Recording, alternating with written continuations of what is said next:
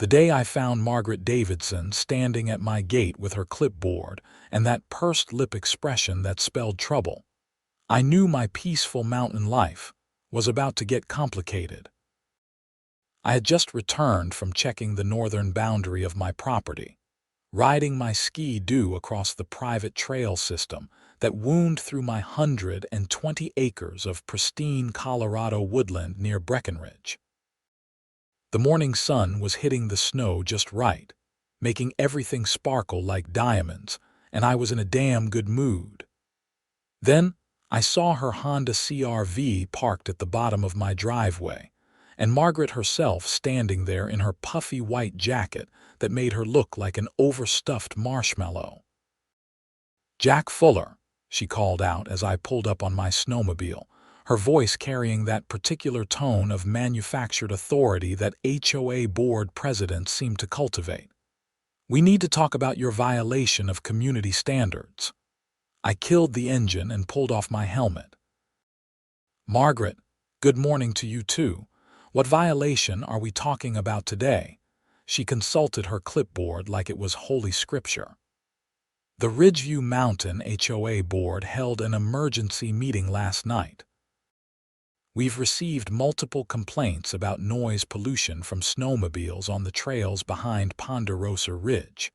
The board has voted to ban all motorized recreational vehicles from operating within the community boundaries." I felt my jaw tighten. "Margaret, those trails are on my private property. They don't run through the HOA common areas at all."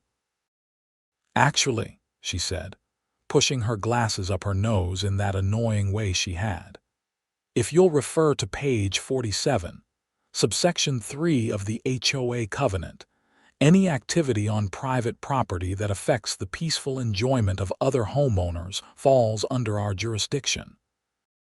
The noise from your snowmobiles carries down to the luxury cabins on Ponderosa Ridge. Several owners have complained." I climbed off my sled and walked closer, looking at the papers she was waving at me. "Let me get this straight. You're telling me I can't ride snowmobiles on my own land because people a quarter-mile away in their fancy vacation cabins might hear an engine noise? The covenants are very clear, Jack. This community was built on principles of tranquility and natural beauty. Motorized vehicles disrupt that vision." She handed me a formal-looking letter with the HOA letterhead. "You have 72 hours to cease all snowmobile operation, or the association will begin levying daily fines of $500. I took the letter but didn't bother reading it yet. "Those cabins on Ponderosa Ridge, Margaret, how many of them are vacation rentals?" Her lips pressed together even tighter. "That's not relevant to this discussion." "I think it is. Because I know for a fact that you and at least 3 other board members own properties down there that you rent out for premium prices during ski season. Quiet mountain retreat, close to the slopes, all that marketing stuff. Am I wrong?" "The board members' investments have nothing to do with enforcing community standards," she snapped. "The decision has been made. Either comply with the HOA regulations or face the consequences."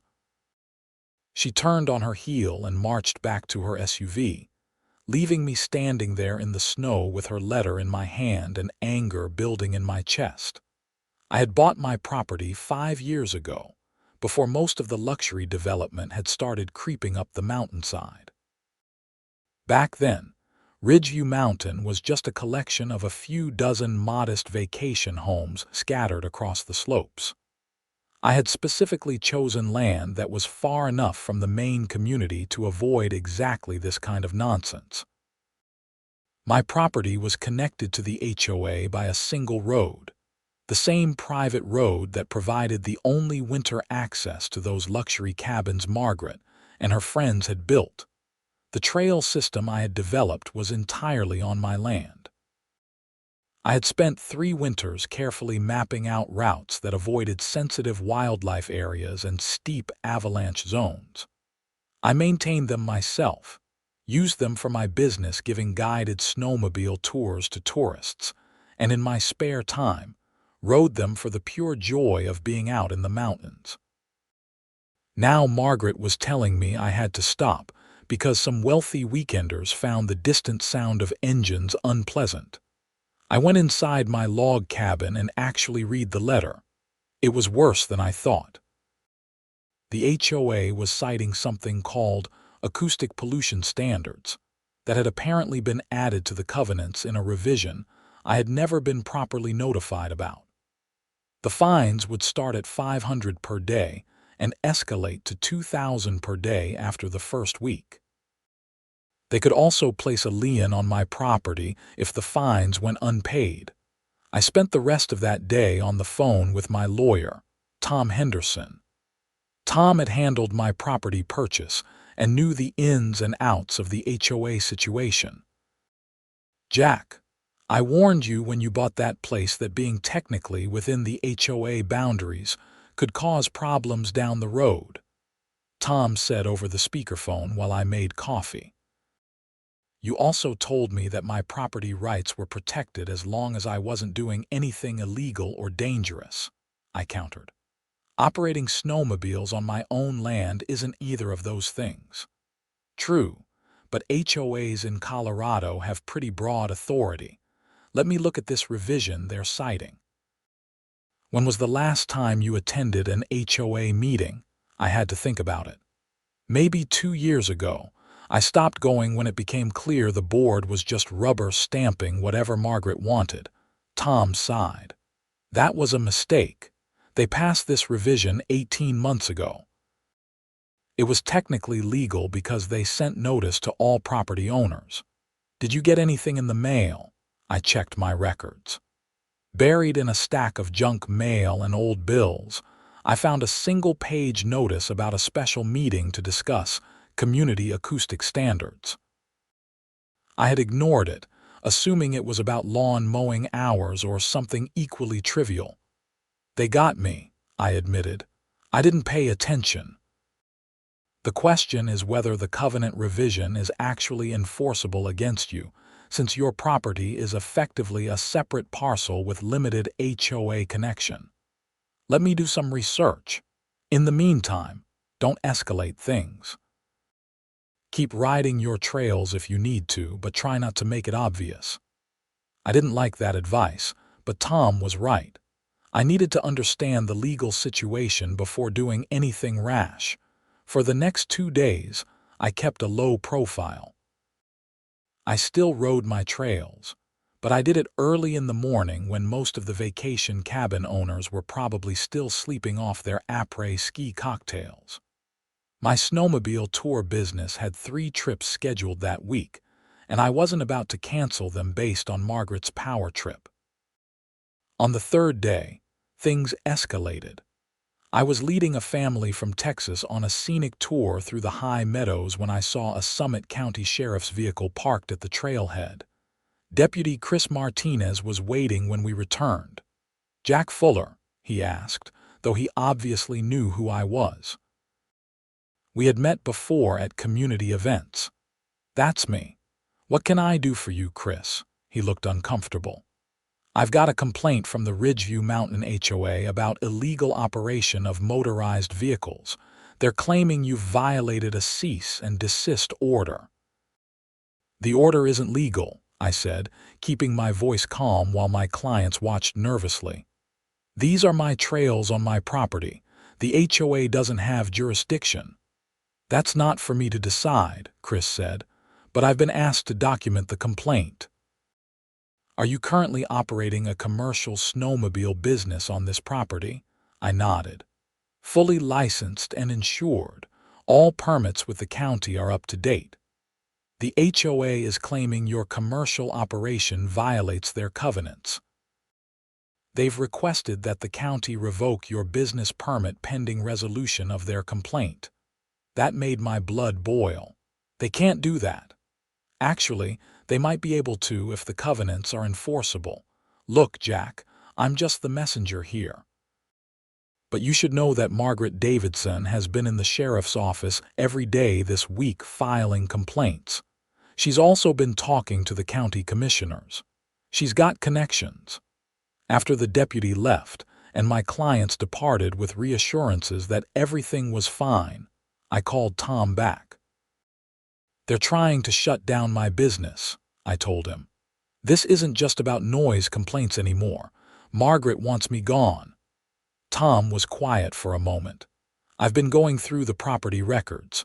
Jack, did you know that the main access road to your property is technically an HOA easement?" "What are you talking about? That's Ridge Line Road. It's a county road." It was a county road. But 15 years ago, the county transferred maintenance responsibility to the HOA for a 3-mile section that runs through the development. The HOA has the right to control access and maintenance. Your property sits at the far end of that section. I felt a cold weight settle in my stomach. Meaning what? Meaning that while they can't directly control what you do on your land, they do control how you get to your land during winter months. The alternate access route from the other side of your property is what? 12 miles of unplowed Forest Service road. Impassable without serious equipment, I confirmed. "Tom, they can't just block my access. That's illegal. It's complicated. If they can make a case that your commercial operation is causing damage to the road or creating unsafe conditions, they might be able to restrict your access. It would be a hell of a legal fight, but in the meantime, you'd be stuck." I sat down heavily on my couch. What are my options? Fight it in court, which could take months and cost you tens of thousands in legal fees. Or try to negotiate with the HOA board. Maybe agree to limit your snowmobile use to certain hours or routes that are farther from the cabin development. I shouldn't have to negotiate my rights to use my own property, Tom. You're right. But sometimes the practical solution isn't the same as the just solution. Think about it and call me tomorrow. That night, I couldn't sleep. I kept thinking about Margaret and her bored cronies sitting in their luxury cabins, plotting how to force me out so their vacation rental properties would be more marketable. The more I thought about it, the angrier I got. Then I thought about something else. Something Tom had mentioned.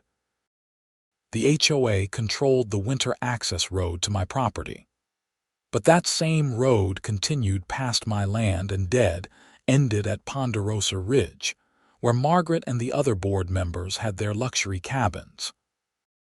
In fact, my property sat right at the junction where the main road split, with one branch going to my cabin and the other winding up to Ponderosa Ridge. I got up and spread out the property survey maps on my kitchen table. The road that led to Ponderosa Ridge crossed through a corner of my land. Just a small section, maybe 200 feet, where the original property lines had been drawn before the road was extended. When I had bought the property, that easement had been included in the deed. The HOA had the right to maintain and use that section of road, but the underlying land was mine. An idea began forming. Probably not a good idea, but an idea nonetheless. The next morning, I called a meeting with Tom at his office in Breckenridge. "I need you to research something for me," I told him. "That easement for the road across my property to Ponderosa Ridge, what are the exact terms?" Tom pulled up the documents on his computer. "Standard access easement.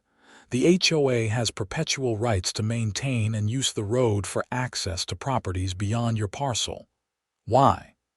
What if I needed to do some work on my property in that area? Construction, land improvement, that kind of thing. Tom's eyes narrowed. "Jack, what are you thinking? Just theoretical. If I needed to temporarily block that section of road for legitimate property maintenance, would I have that right?" "Technically, yes, but you'd be required to provide reasonable notice and make arrangements for alternate access." "Jack, if you're thinking about blocking the road to those cabins, that's a terrible idea. It would give the HOA ammunition to come after you even harder."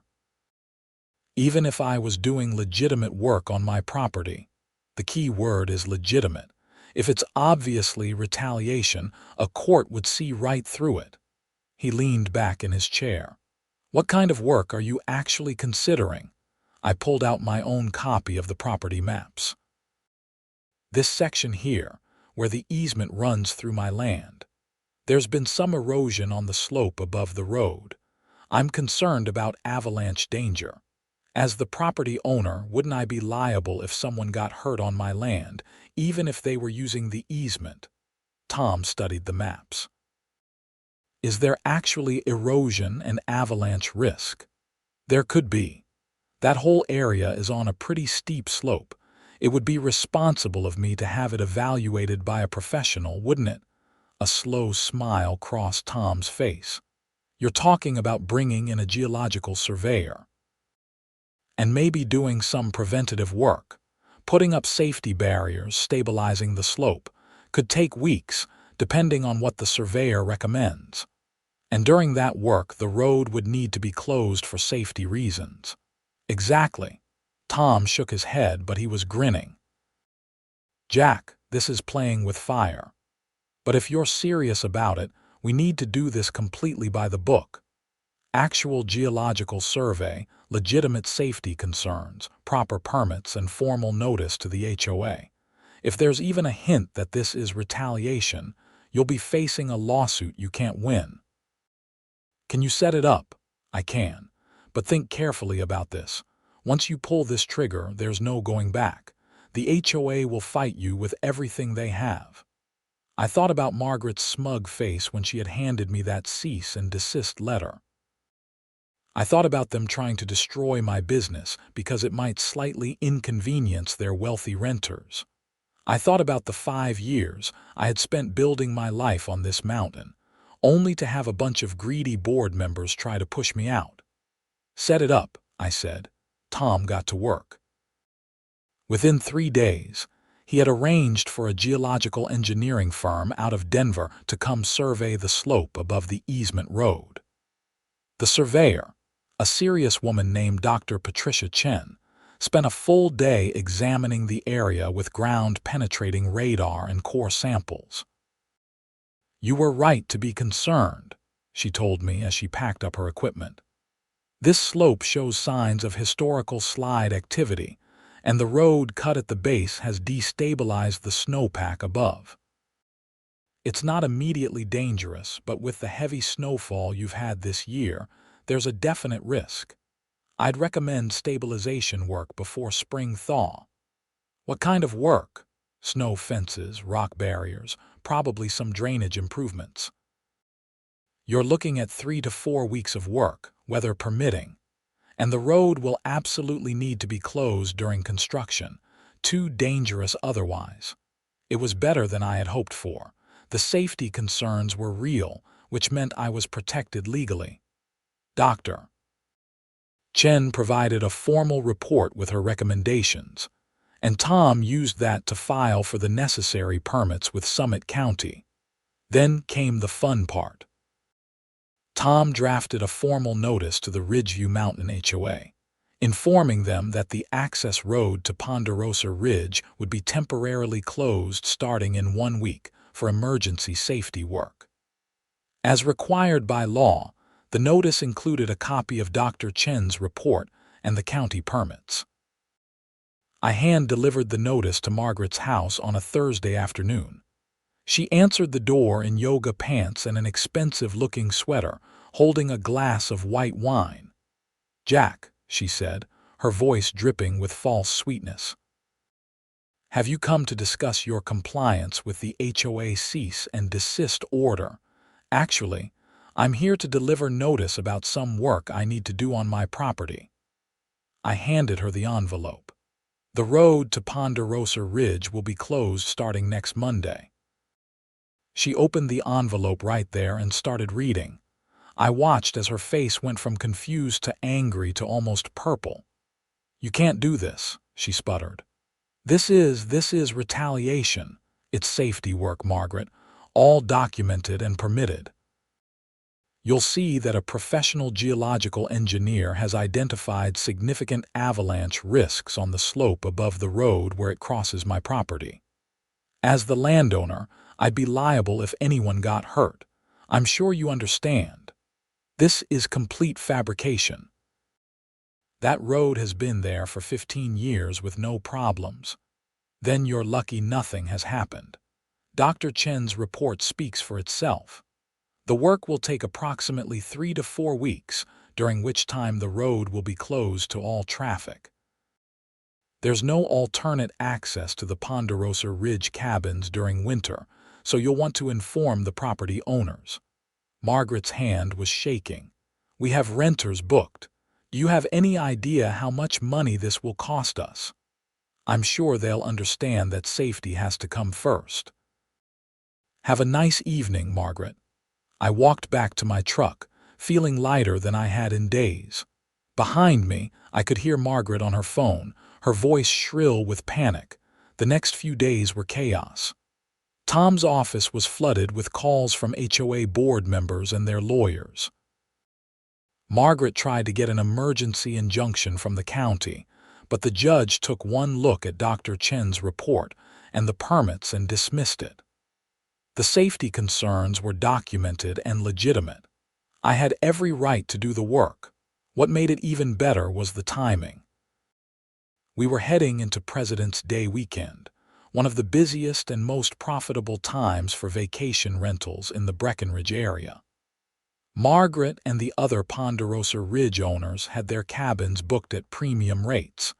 Without road access, those renters would have to cancel. On Monday morning, I met the construction crew at the gate where the easement road crossed my property. We set up barriers and posted signs about the road closure. Within an hour, my phone started ringing. "Jack, this is Richard Pemberton from the HOA board. We need to talk about this road closure situation." Richard was one of Margaret's cronies, a Denver real estate developer who owned 2 cabins on Ponderosa Ridge. "What about it, Richard?" "Look, we understand you have safety concerns, but this is causing significant financial hardship for multiple property owners. Surely we can work out some kind of accommodation. Maybe allow limited access during certain hours." "Can't do it, Richard. The construction crew needs full control of the work site. Liability issues. I'm sure you understand being in real estate." "Jack, be reasonable. We're willing to discuss the snowmobile situation. Perhaps we were too hasty with the ban. Perhaps you were. But that doesn't change the fact that I have a dangerous slope that needs stabilization. Safety first, right?" There was a long silence. "What would it take for you to postpone this work until after the ski season?" "I don't think that would be responsible, given the avalanche risk." "What would it take for the HOA to rescind their illegal ban on my use of my own property?" "The ban was approved by a board vote. We can't just arbitrarily reverse it. And I can't arbitrarily ignore safety hazards on my land. Looks like we're both in tough spots." Richard hung up. 2 hours later, Margaret herself showed up at the construction site, her face red from either cold or anger. "This is extortion," she yelled as soon as she got out of her car. "You're deliberately sabotaging our properties." I was sitting in my truck with the heater running, drinking coffee. I rolled down the window. "I'm doing necessary safety work, Margaret, all legal and permitted. You didn't give us adequate notice. 1 week isn't enough time. That's actually more than the required 72 hours notice. Same amount of time you gave me to stop using my snowmobiles, come to think of it." She pointed a shaking finger at me. "The HOA will fight this. We'll sue you for damages, for tortious interference with our business operations, for everything we can think of. You're welcome to try. I've got a geological engineer's report, county permits, and legitimate safety concerns." "What have you got?" "A noise complaint about legal activity on private property." "You're making a huge mistake, Jack. The HOA has resources you can't imagine. We'll bury you in legal fees." I took a sip of my coffee. "Margaret, you tried to destroy my business because some rich tourists didn't like hearing snowmobiles in the mountains. What did you think was going to happen?" She stared at me for a long moment, then got back in her car and peeled out, spraying snow from her tires. Tom called me that afternoon. "Jack, the HOA's lawyers are threatening everything short of nuclear war. They're also filing a formal complaint with the county commissioners." "Let them. Everything we're doing is legal." "It is, but we need to be very careful. Make sure the construction crew actually does the work described in the permits. No delays, no deliberately slow progress.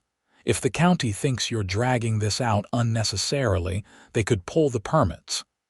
"The crew is doing exactly what Dr. Chen recommended. It's legitimate work, Tom." "I believe you, just making sure we're protected."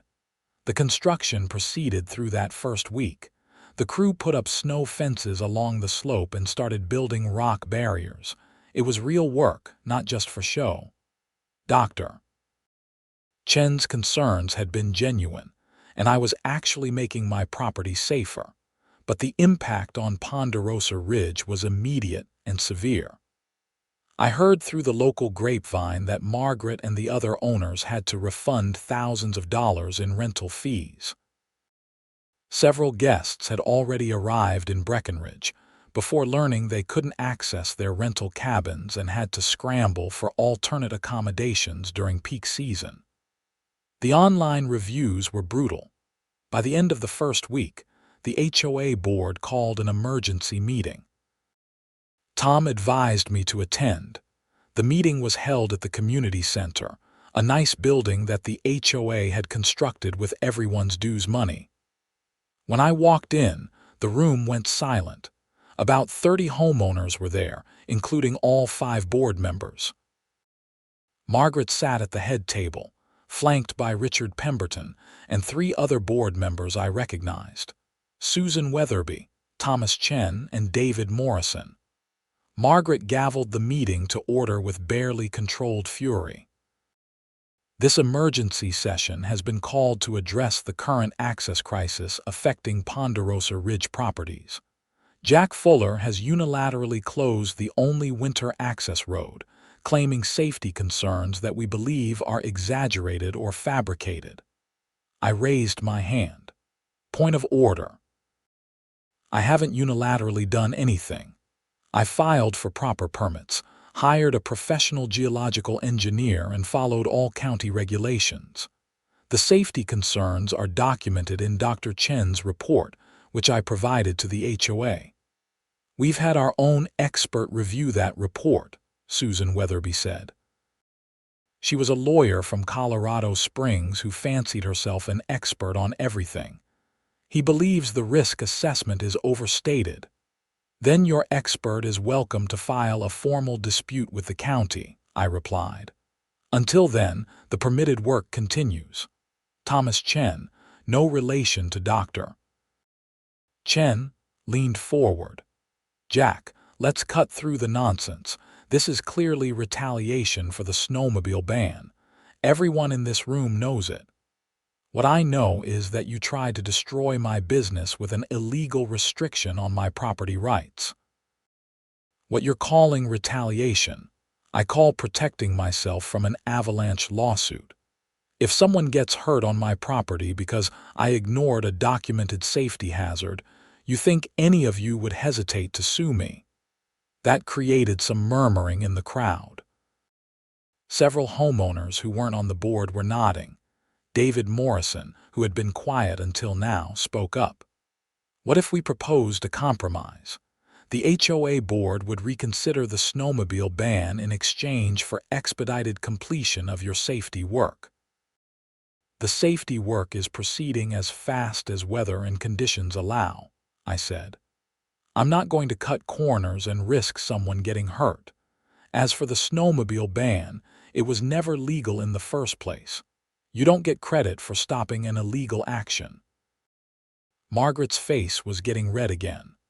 The covenant revision was properly approved and noticed. The ban is completely legal. Then we'll let a court decide that. My lawyer is preparing a lawsuit challenging the covenant revision as an improper restraint on private property rights. We're also considering claims for damages to my business from your interference. That was news to some of the board members. Susan Weatherby looked genuinely surprised. "You're suing the HOA?" Richard asked. "You tried to shut down my business. What choice did you leave me?" An older homeowner I didn't know well stood up from the audience. "Excuse me, but I'd like to say something. I'm Frank Martinez, and I live on Timber Ridge, not Ponderosa Ridge. I don't have a dog in this fight financially, but it seems to me that the board has been overreaching lately. I've been coming to these mountains for 30 years, and snowmobiles have always been part of the experience. Trying to ban them from private property seems ridiculous." Several other people nodded in agreement. Margaret tried to gavel him down, but Frank kept talking. "Furthermore, I think we all know that the board members who pushed this ban all own rental properties that compete with Jack's tour business. Seems like a conflict of interest to me." That created a real commotion. Margaret was banging her gavel, but people were starting to talk among themselves. I noticed that a lot of the homeowners looked angry, but not at me. They were glaring at the board members. Susan Weatherby tried to restore order. "The board's property investments have nothing to do with enforcing community standards. This is about maintaining the peaceful character of our community. By destroying a local business," another homeowner called out, "that's not what I signed up for when I bought here." The meeting devolved into chaos. Margaret eventually adjourned it without any resolution. As people filed out, several homeowners came up to me and quietly expressed support. A few mentioned that they had been concerned about the board's increasingly aggressive tactics, but hadn't wanted to speak up. Tom pulled me aside as we left. "That went better than expected. You've got support in the community. The board might be in real trouble if this turns into a recall situation. I just want them to leave me alone and let me use my property," I said. "It might be bigger than that now." You've exposed some real problems with how Margaret and her friends have been running things. Over the next week, the situation escalated in ways I hadn't anticipated. Local news picked up the story, framing it as a David versus Goliath battle between a small business owner and an overreaching HOA. A reporter from the Summit Daily News interviewed me at the construction site, and the resulting article was surprisingly sympathetic to my position. The publicity brought more pressure on the HOA board. Homeowners started circulating a petition to recall Margaret and the other board members. The petition cited conflict of interest concerns and overreach in enforcement of covenants. Meanwhile, the construction work continued. The crew finished the snow fences and rock barriers and started on the drainage improvements that Dr. Chen had recommended. It was actually impressive work, and I felt good about making the slope genuinely safer. But Margaret wasn't giving up. 2 weeks into the project, Summit County Code Enforcement showed up at the site. "Jack Fuller. I'm Inspector Davis with County Code Enforcement. We've received a complaint that the work being done here doesn't match the permitted scope." I called over the construction foreman, Miguel Santos. "Miguel, can you show the inspector Dr. Chen's report and the work plan?" Miguel pulled out the documents and walked Inspector Davis through everything they were doing. I could see the inspector comparing the paperwork to the actual work, nodding as Miguel explained each element. "This all looks in order," Inspector Davis said finally. "Who filed the complaint?" "Let me guess," I said. "The Ridgeview Mountain HOA," he checked his notes. "Margaret Davidson, HOA president. She's filed about a dozen complaints over the past 2 weeks. This is harassment, nothing more." Inspector Davis looked uncomfortable. "Mr. Fuller, between you and me, We've been getting a lot of calls from Miss Davidson about various properties and situations. The office is starting to consider it a pattern of misuse of county resources. Interesting. What happens if someone repeatedly files false complaints? After documentation and warnings, it can result in fines or restrictions on filing future complaints. But that's above my pay grade. He handed the documents back to Miguel. Your work looks good here. Carry on. After he left, I called Tom with an update. Margaret's getting desperate. She tried to get the county to shut down the construction. That actually helps us. It shows a pattern of harassment. Jack, I think we should move forward with your lawsuit. Strike while the iron is hot. Do it. Tom filed the lawsuit 3 days later. It named the Ridgeview Mountain HOA as defendant and challenged the covenant revision that banned snowmobiles. We claimed it was an improper restraint on private property rights, was passed with inadequate notice to affected homeowners, and constituted targeted harassment of my business due to the board members' conflicting financial interests. We also included a counterclaim for damages from lost business during the period when the HOA had threatened fines, and contacted the county about my business permits. The lawsuit made the local news again. This time, other HOA horror stories started coming out of the woodwork. Homeowners contacted reporters with stories about aggressive enforcement, unreasonable fines, and board members using their positions to benefit their own properties at the expense of others. Margaret tried to fight back with a press release claiming I was a disgruntled homeowner trying to destroy the community. But the narrative had shifted. I wasn't the bad guy anymore. The HOA board was. 3 weeks into the construction project, the weather turned bad. A major storm system moved in, dumping 3 feet of snow over 2 days. The construction crew had to halt work for safety reasons. I was sitting in my cabin, watching the snow fall when Tom called with unexpected news. Jack, you're not going to believe this. The HOA board just held an emergency meeting. They voted to suspend the snowmobile ban pending review. What? Margaret agreed to that. Not exactly. Margaret was outvoted. Susan Weatherby and David Morrison both flipped. Apparently the recall petition has them scared. They're trying to distance themselves from Margaret's more extreme positions. So I can use my trails again. According to the meeting minutes Tom received, yes, the suspension is immediate.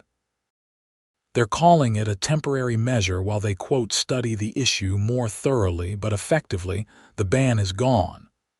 I should have felt victorious, but something about it bothered me. What's the catch? No catch that I can see. I think they're trying to de-escalate before the lawsuit does real damage. You won, Jack. But I hadn't won completely. The road to Ponderosa Ridge was still closed and would be for at least another week until the construction finished. Margaret and her friends were still losing rental income daily. The storm finally cleared and the construction crew returned to finish the drainage work. By the end of the 4th week, Miguel told me they were done. Everything Dr. Chen recommended is in place, he said. This slope is solid now. You won't have any problems. I walked the site with him, inspecting the work. It really was well done. The snow fences would prevent dangerous accumulation. The rock barriers would stop any slides from reaching the road, and the drainage improvements would prevent water from undermining the slope during spring thaw. Good work, Miguel. Send me the final invoice. Will do.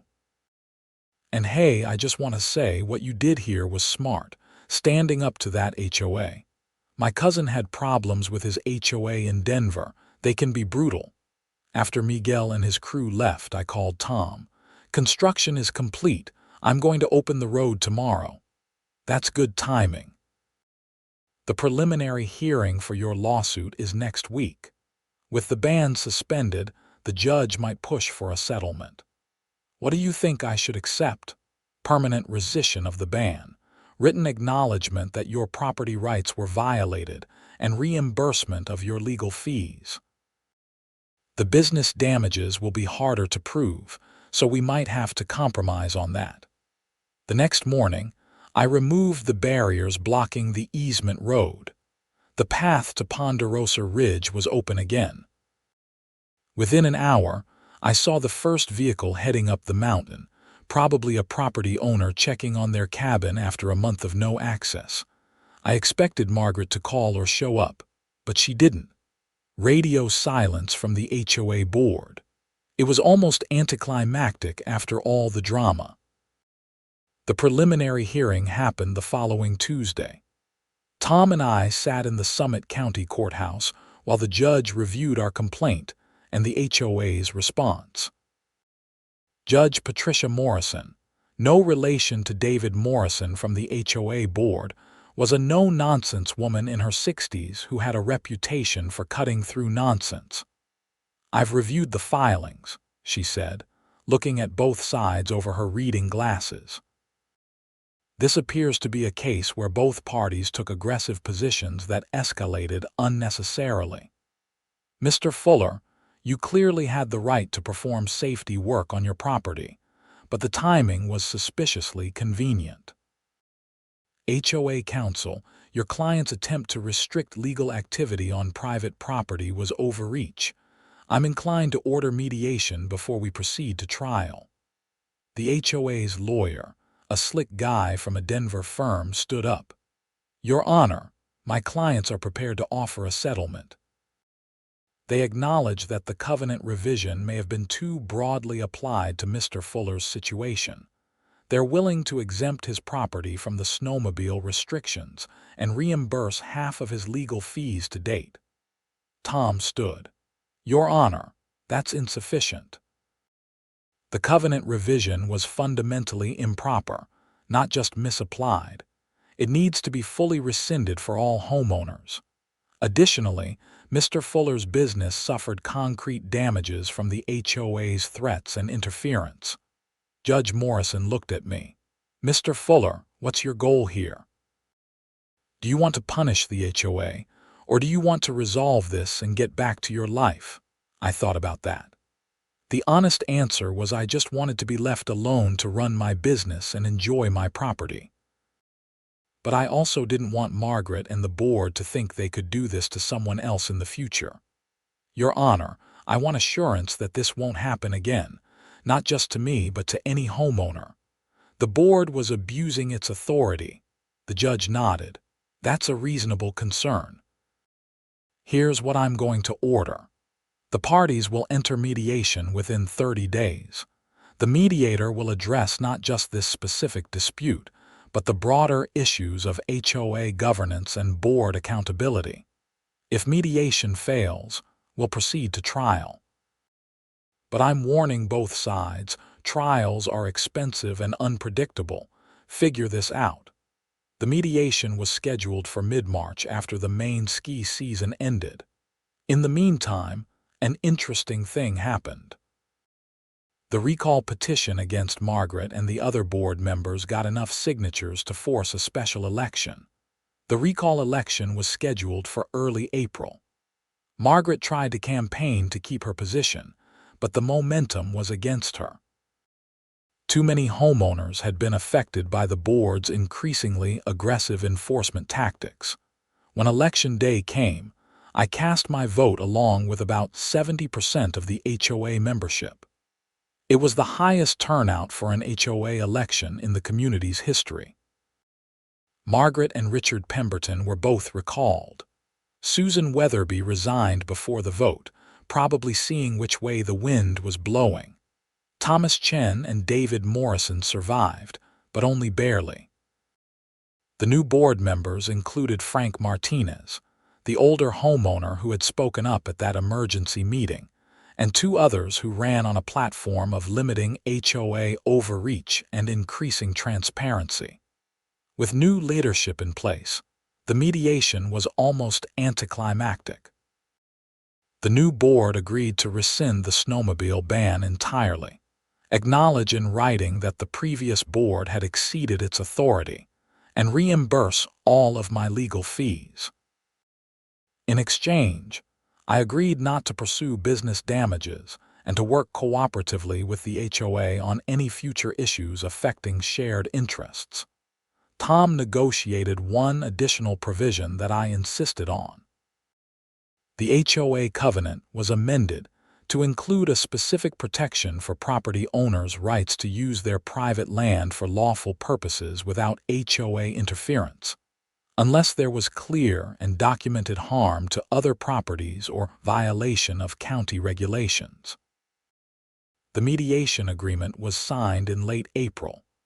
By then, the ski season was over and the mountains were starting their transition to summer.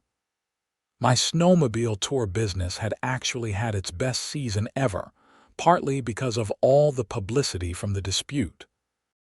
I saw Margaret one last time at the community center when we were both signing the final settlement documents. She looked smaller somehow, diminished. The recall and public criticism had taken their toll.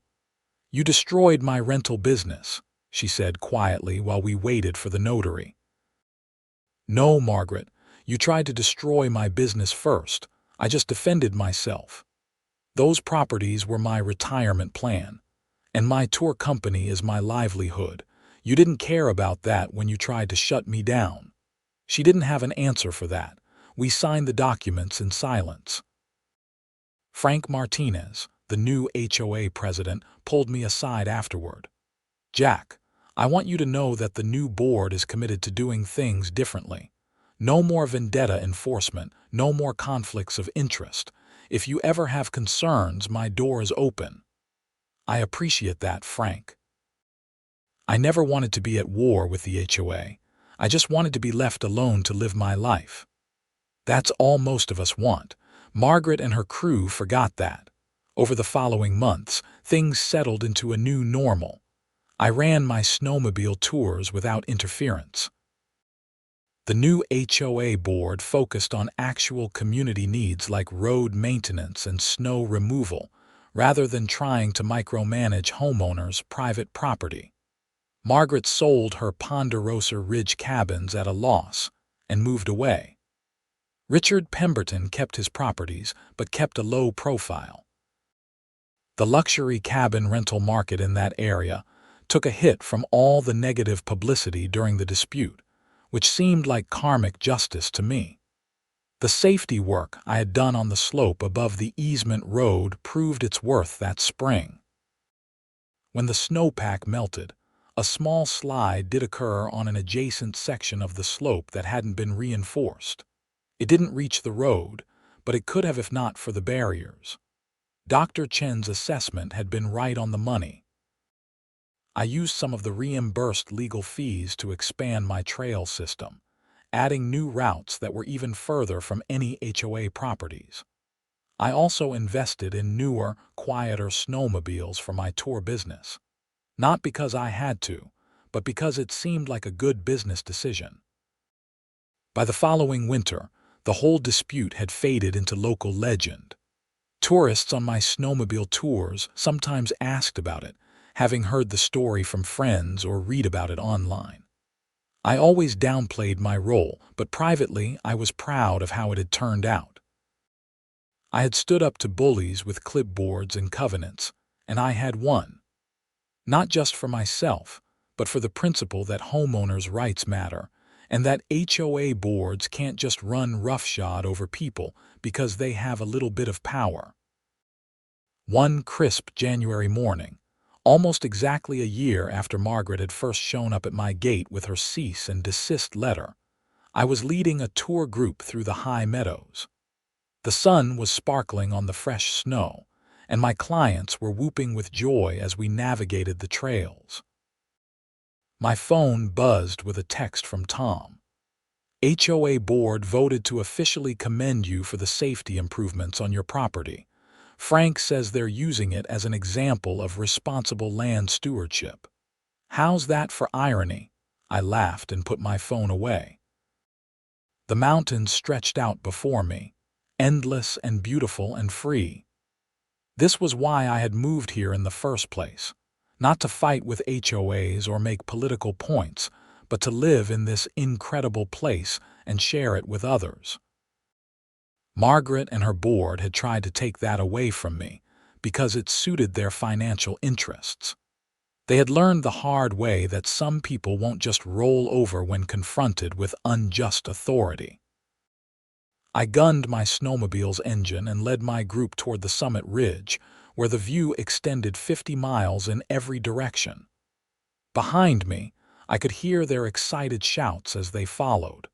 This was my mountain, my business, my life, and nobody was going to take it away. The dispute had cost me time, money, and stress, but it had also connected me more deeply to the community of homeowners who just wanted to live their lives without constant interference. It had exposed corruption and abuse of power, and it had ultimately made the HOA a better, more accountable organization. Sometimes standing up for yourself means standing up for everyone. Sometimes the only way to stop a bully is to show them you won't be intimidated. And sometimes the fight is worth it, even when it's hard. As we crested the ridge and looked out over the Colorado Rockies, I felt a profound sense of gratitude, not just for the settlement or the vindication or even the business success, but for living in a place where, despite all the challenges and conflicts, individual rights still mattered. Where a person could stand up to those with power and have a fighting chance. The ski season stretched ahead of me, full of bookings and beautiful weather and satisfied clients. My trails were mine to use as I saw fit. The HOA had backed off and reformed itself. And somewhere far away, Margaret Davidson was learning that trying to crush people for your own benefit has consequences. I thought about that first day when she had showed up with her clipboard and her threats, so certain that she could intimidate me into submission. If I could go back and tell myself then how it would all turn out, I probably wouldn't believe it. But I'd also tell myself that it was worth the fight, because some things are worth fighting for. Your home, your business, your rights. The principle that power should be exercised fairly, and that nobody is above accountability. The simple dignity of being left alone to live your life as long as you're not harming others. Those principles had guided me through the conflict, and they would continue to guide me going forward. The mountains didn't care about HOA disputes or property rights or any of the human drama that played out on their slopes. They just existed, beautiful and indifferent, reminding me that most of our conflicts are small in the grand scheme of things. But small doesn't mean unimportant. The fight against Margaret and her board had mattered, at least to me and to the other homeowners who were tired of being bullied. We had stood up, and we had made a difference.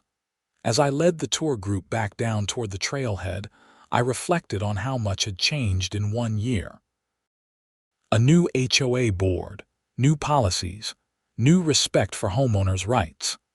My business was thriving, my property was safer, and I could enjoy my trails without looking over my shoulder for Margaret and her clipboard. The road to Ponderosa Ridge ran past my property, carrying occasional traffic to the luxury cabins that had been the center of so much conflict. But now it was just a road, nothing more. The easement existed peacefully on my land, causing no problems because nobody was trying to use it as a weapon.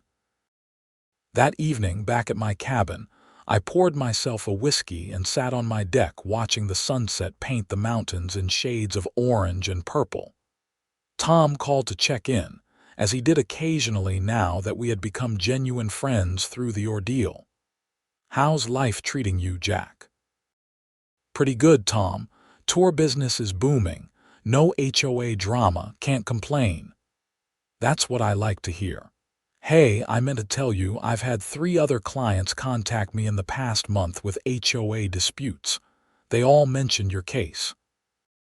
You've become something of a folk hero in the property rights community." I laughed. That wasn't really the goal. Maybe not, but you showed people that HOAs aren't omnipotent. That matters.